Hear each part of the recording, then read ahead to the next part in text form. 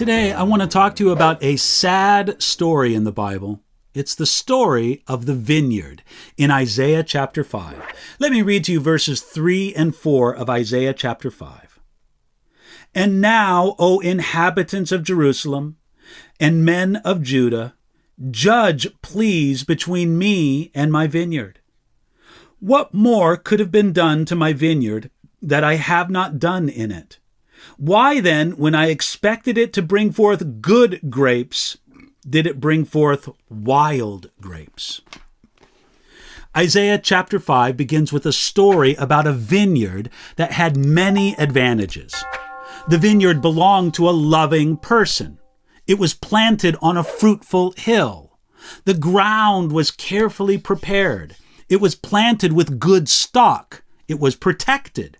Provision was made for the fruit to be processed. With all these advantages, it's not surprising that God, who in the story is presented as the owner of the vineyard, God expected it to bring forth good grapes. Instead, it brought forth wild grapes. Now, Isaiah didn't mean bad grapes. He meant wild grapes. This plant is known as the wolf's bane or the wild vine, and it's said to bear beautiful berries, but they're bitter, bad-smelling, and poisonous. Now, one could never blame a vineyard for its lack of production. But in the Lord's vineyard, the will of man is a factor. So God, through his prophet, asked, "What more could have been done to my vineyard?" There was nothing left undone by the owner of the vineyard.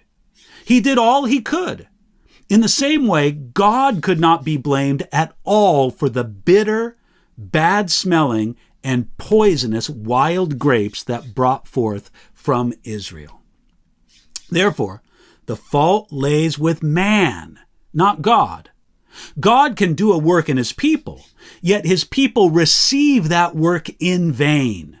The Apostle Paul warned, "We then, as workers together with him, also plead with you not to receive the grace of God in vain."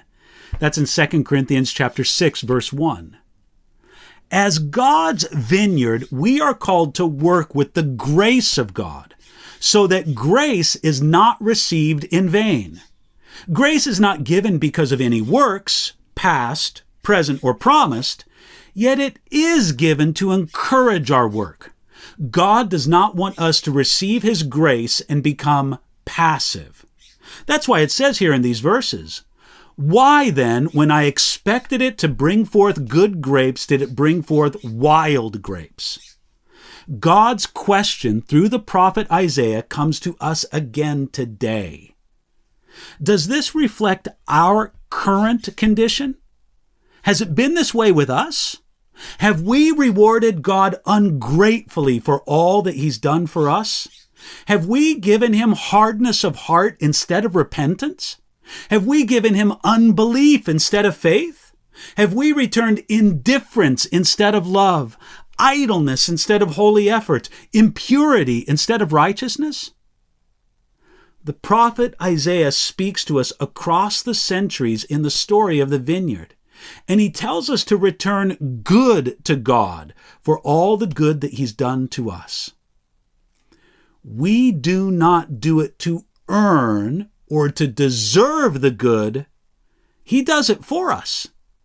No, we do it in gratitude for the good that we have already received from him. So, today, ask God to move upon your heart to give him a good return and do it for his glory. That's something you can do today.